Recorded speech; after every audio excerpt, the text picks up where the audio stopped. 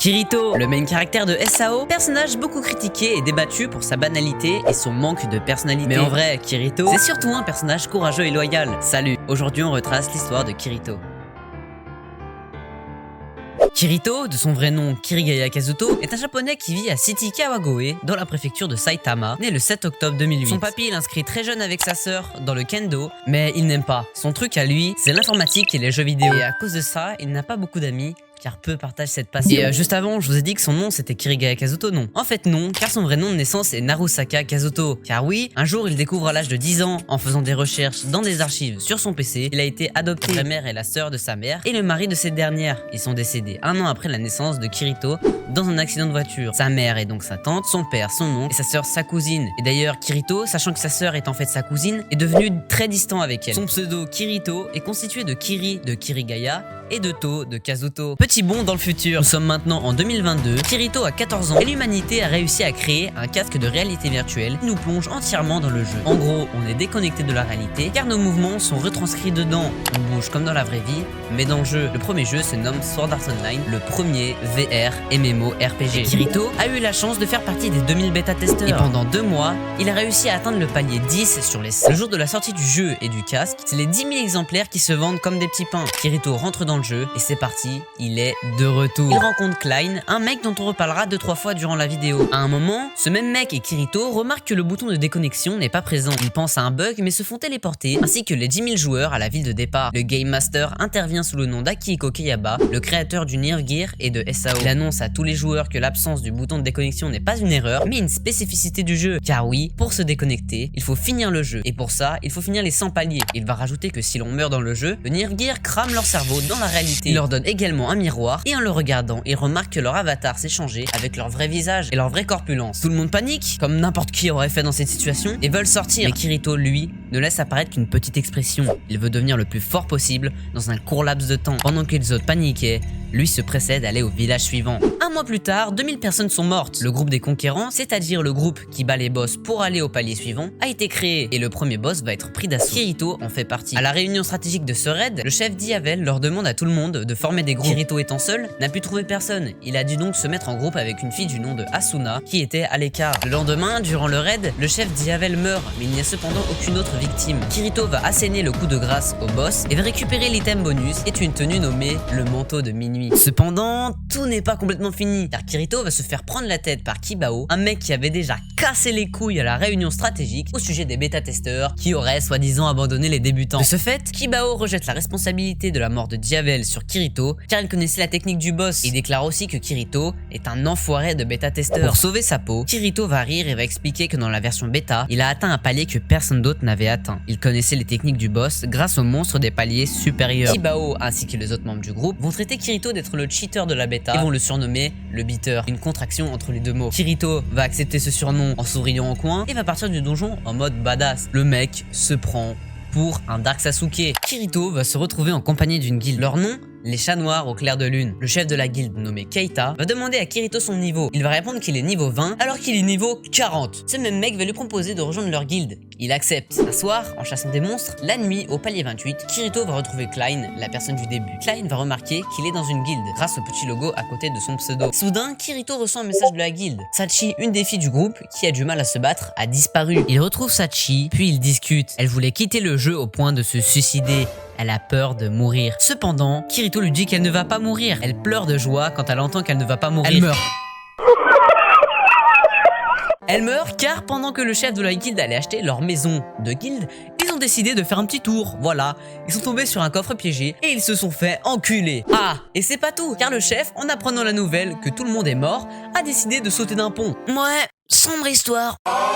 Enfin bref. Mais dans un événement du réveillon de Noël, un boss nommé Nicolas Laposta fera son apparition. La rumeur dit qu'en le tuant, on obtient un item de résurrection. Kirito, voulant ressusciter Sachi, tue le boss. Malheureusement, l'item ne permet pas de ressusciter un joueur au-delà de 10 secondes après sa mort. Il donnera donc l'objet à son ami Klein. Peu de temps après, Kirito, abattu, reçut un cadeau de la part de Sachi. Un cadeau envoyé à l'avance, programmé pour Noël. C'était une transmission vocale. Kirito pleura après l'avoir écouté.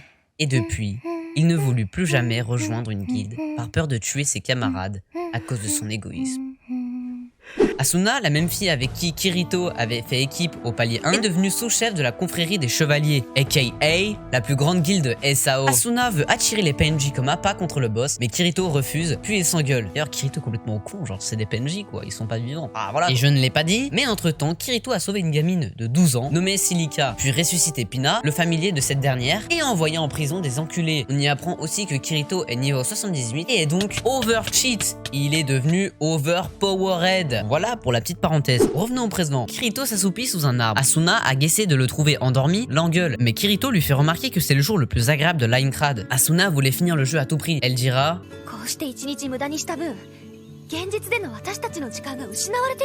il répondra: ah, croyez-moi la meuf, elle s'est vite calmée. Asuna s'allongea pour essayer de se reposer et dorma tout l'après-midi. Et Kirito veillera sur elle. À son réveil, Asuna, gênée, lui offre un repas pour le remercier d'avoir monté la garde. C'est la première fois que l'on entend parler de PK du sommeil, c'est-à-dire des joueurs malfaisants proposant en duel des personnes en train de dormir pour les tuer dans un combat à mort pendant qu'ils dorment. Au restaurant, après avoir remercié Kirito de l'avoir surveillé, Asuna et Kirito sont interrompus par un cri. Ils sortent et voient ça.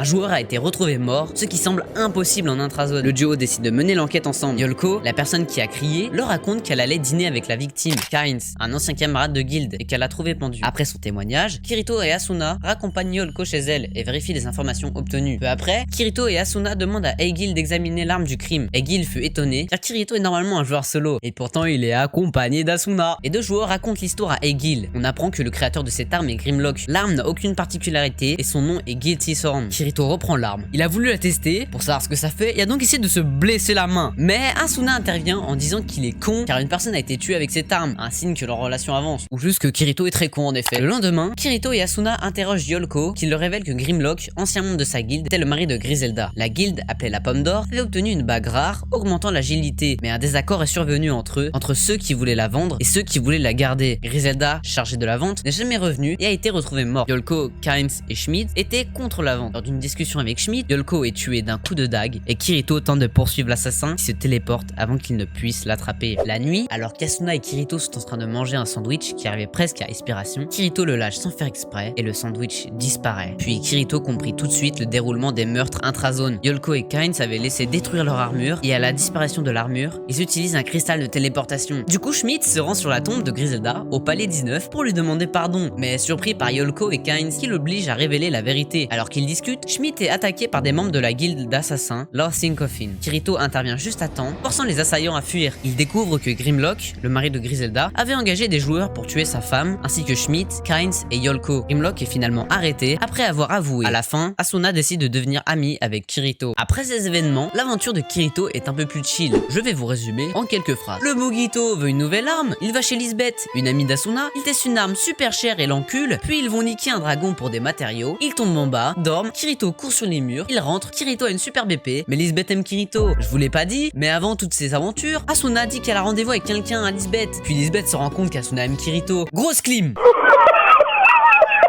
Enfin bref, oui, je parle vite des fois. Plus tard, dans le palier 74, Kirito tue un lapin super rare. C'est un ragout rabbit. Kirito va chez Eigil, un mec dont j'ai parlé une fois tout à l'heure. Il tient une boutique et il a sauvé Kirito et Asuna au boss du palier 1. Du coup, Eigil est choc-bar. C'est un item de rang S qui est très rare, mais ils ne savent pas cuisiner. Asuna débarque et Kirito se réjouit.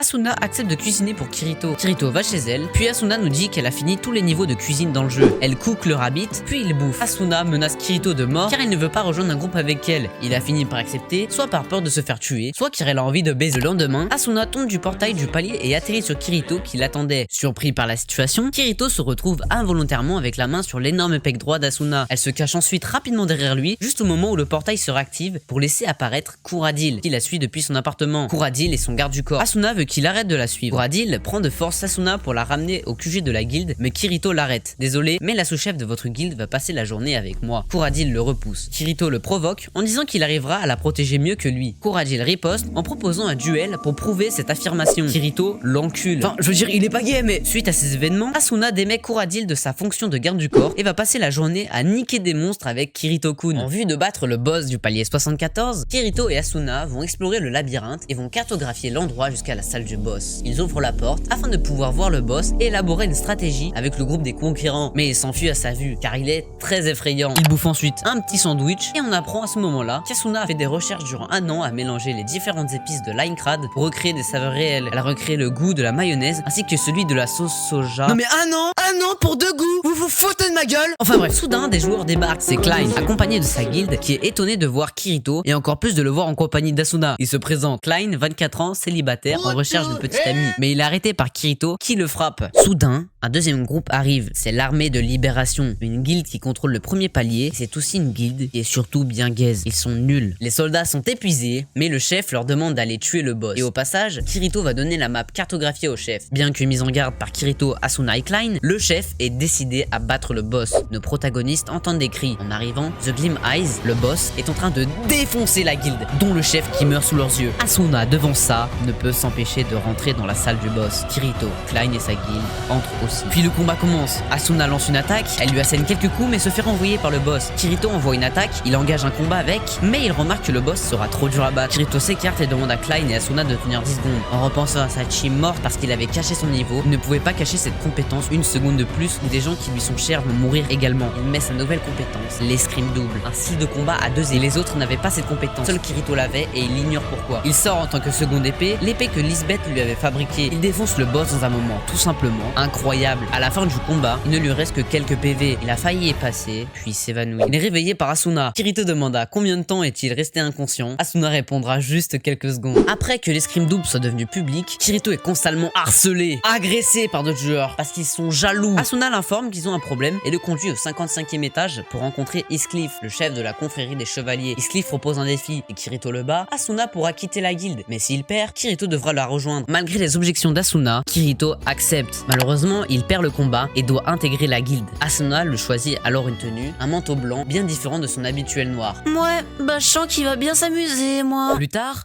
Godfrey vient chercher Kirito pour passer un test. Il devra avec Kurajil et Godfrey traverser le secteur du labyrinthe du palier 55. C'est un test. Mais pendant la pause repas, Kurajil paralyse Kirito et Godfrey puis tue joyeusement ce dernier. On découvre alors que Kurajil est un membre de la guilde Lost in Coffin, la guilde d'assassins. Il tente ensuite de tuer Kirito, mais Asuna arrive à temps pour l'arrêter. Elle soigne Kirito avec un cristaux de heal et affronte Kurajil. Il la supplie de ne pas la tuer. Lorsqu'il tente de l'attaquer à nouveau, Kirito intervient, perd une main en la protégeant et tue Kurajil. Avant de mourir, ce dernier accuse Kirito d'être un enfoiré de tueur. Big CSC. Bouleversé, Asuna s'excuse et propose de dissoudre leur groupe, mais Kirito l'embrasse et lui déclare son amour, lui demandant de passer la nuit ensemble. Elle accepte. Mais big quiproquo, parce qu'Asuna a compris de travers, ou plutôt c'est Kirito, l'enculé qui ne s'exprime pas correctement. Non mais sérieux. Bref, ils décident de s'écarter du front parce qu'ils en ont marre et veulent prendre une pause. En même temps, ça faisait 2 ans qu'ils étaient dans le jeu. Il faut se reposer un jour, merde. Bref, Heathcliff accepte qu'il s'éloigne du front avec Asuna. Les deux achètent une petite maison en bois sur le 22e palier, près d'un lac. Asuna, émerveillée par la vue, répond à Kirito qui s'interroge sur la nature de leur relation. En affirmant que ses sentiments sont réels, elle lui promet que s'il retourne dans le monde réel, elle tombera de nouveau amoureuse de lui. Du coup, pendant quelques jours, ils s'amusent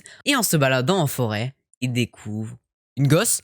Attendez, vous foutez de ma gueule. Je me calme, je vais faire une vraie vidéo. Au réveil de la petite fille, Asuna et Kirito découvrent que son prénom est Yui. Elle ne se souvient de rien sauf de son nom. Incapable de prononcer leur nom correctement, elle finit par les appeler papa et maman, ce qu'ils acceptent. Lors du repas, Yui imite Kirito en mangeant un sandwich très épicé sans problème. Bien qu'Asuna refuse l'idée d'une prochaine nourriture encore plus forte, ils décident de chercher quelqu'un qui connaît Yui et de se rendre ensemble au premier palier une fois qu'elle sera réveillée. À la ville du départ, Yui ne reconnaît pas les lieux, mais Kirito reste serein malgré le fait que la ville semble étrangement vide alors qu'elle devrait habiter 2000 joueurs. Continuant leur marche, le groupe entend des cris. L'armée de libération extorque l'équipement d'une femme et de 3 enfants en guise d'impôt. Kirito et Asuna interviennent, Kirito protégeant les enfants et Yui, tandis qu'Asuna attaque un soldat avec sa rapière en rappelant que personne ne perd de points de vie dans une zone sécurisée. Les soldats battent en retraite et les enfants sont impressionnés par Asuna. Au même moment, Yui lève la main vers le ciel et commence à parler de manière incompréhensible, avant de pleurer et de dire qu'elle a toujours été seule dans un endroit sombre. Un grésillement se fait entendre et Asuna, se couvrant les oreilles, attrape Yui qui tombe des épaules de Kirito. Tasha, une femme qui s'occupe de 3 enfants, les invite alors à se reposer chez elle, qui se trouve être une église. utilise. Elle explique qu'elle recueille les jeunes joueurs perdus, leur fournit de la nourriture et fait tout qu'ils puissent vivre confortablement. Une fois que Yui se rétablit, une femme de l'armée de libération nommée Uriel arrive et demande quelque chose. Elle explique que l'armée avait initialement un objectif noble, combattre en première ligne tout en distribuant des ressources aux joueurs des paliers inférieurs. Cependant, après avoir subi de lourdes pertes lors de la conquête du 25e palier, la guilde s'est retirée du front. Kibao a alors pris de l'influence, regroupant des joueurs autour de lui, imposant des taxes et envoyant des groupes dans des donjons comme Korbats au palier 75. Il a également piégé Sinker en l'attirant dans un donjon sans armes ni cristaux. Et qu'Asuna et Kirito soient d'abord sceptiques, ils acceptent la demande de Uriel, convaincus par Yui. Ils découvrent un donjon caché sous la ville de départ que Kibao voulait garder secret pour en faire son terrain de chasse. Mais un monstre puissant l'en a empêché. Kirito va défoncer des grenouilles, récupérer leur viande et les lancer sur Asuna car il ne voulait pas lui cuisiner les grenouilles. En sortant du donjon, Kirito remarque au loin avec sa compétence de vision qu'un joueur est au fond, sûrement Sinker. Uriel se précipite et court jusqu'au fond. Mais un big monster apparaît et frôle Kirito et Uriel. Kirito et Asuna vont foncer sur ce monstre pour tenter de le vaincre, mais le monstre est trop fort et les envoie valser. Yui court devant le monstre l'attaque. Yui est en fait un objet immortel. Elle riposte en l'attaquant et en s'envolant dans les airs. Yui se souvient maintenant de tout. Yui nous apprend que Sword Art Online est contrôlé par un gigantesque système qui s'appelle Cardinal. Elle nous apprend que le prototype numéro 1 appelé Mental Health Counseling Program, son nom de code, Yui. Yui est un administrateur du système. C'est une IA qui reproduit les sentiments. Tout est faux depuis le début. Choc barre! C'est un coup dur pour Asuna et Kirito. Yui nous raconte qu'au début de SAO, Cardinal interdisait les interactions avec les joueurs. Elle devait juste observer l'état mental de ces derniers. Elle était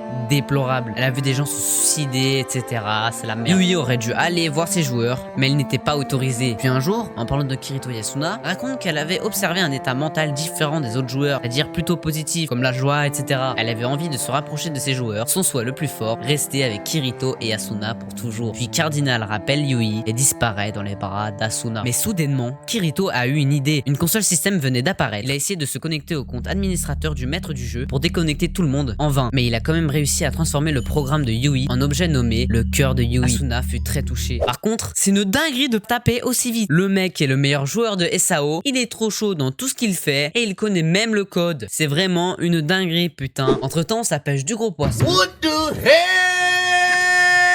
Mais c'est déjà fini les vacances pour Kirito et Asuna, car elles doivent repartir au front pour conquérir le palier 75 sur les 100. C'est la dernière partie de la vidéo, la fin de Sword Art Online. Kirito ne veut pas qu'Asuna participe au raid, car Kirito ne veut pas qu'Asuna meure. Asuna riposte en disant Kirito est choqué. Asuna surenchérit en demandant à Kirito mais qu'est-il advenu de nos corps dans le monde réel, car ce ne sera pas possible de maintenir des corps en vie durant des années. Kirito se rend compte que peu importe s'ils finissent le jeu ou pas, il y a une limite de temps. Kirito aimerait s'enfuir avec Asuna, mais c'est impossible. Il doit se battre. Asuna et Kirito arrivent au lieu de rendez-vous et discutent avec Eigil et Klein. Heathcliff arrive et téléporte avec une pierre de téléportation les membres du groupe devant la salle du boss. Kirito est stressé, mais Asuna le rassure. Il se retrouve à côté de Eigil et Klein avec son escrime double. Ne mourrez pas. C'est parti pour le raid contre le boss nommé Skull Reef. Était le seul à être debout et avait comme toujours sa barre de vie dans le verre. Comment peut-il faire pour ne jamais tomber dans le jaune? Comment peut-il faire pour être debout après une bataille aussi rude? Kirito fonce sur Heathcliff et se passe ça.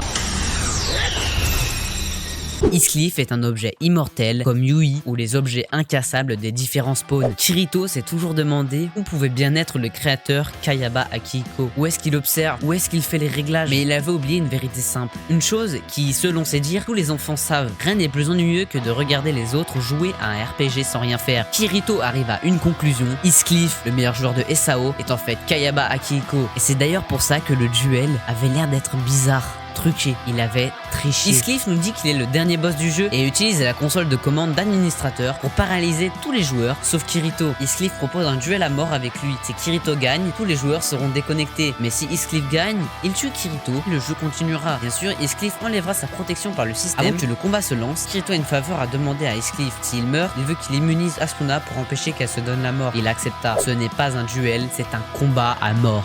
Le combat se lance, le combat est rude, très rude. Kirito finit même par casser sa deuxième épée en lançant une attaque dangereuse. Il accepte presque la mort en disant « Désolé Asuna, mais toi au moins, vis ». Heathcliff assène le coup final, mais Asuna s'est relevé et s'est pris le coup. Asuna meurt, pardonne-moi.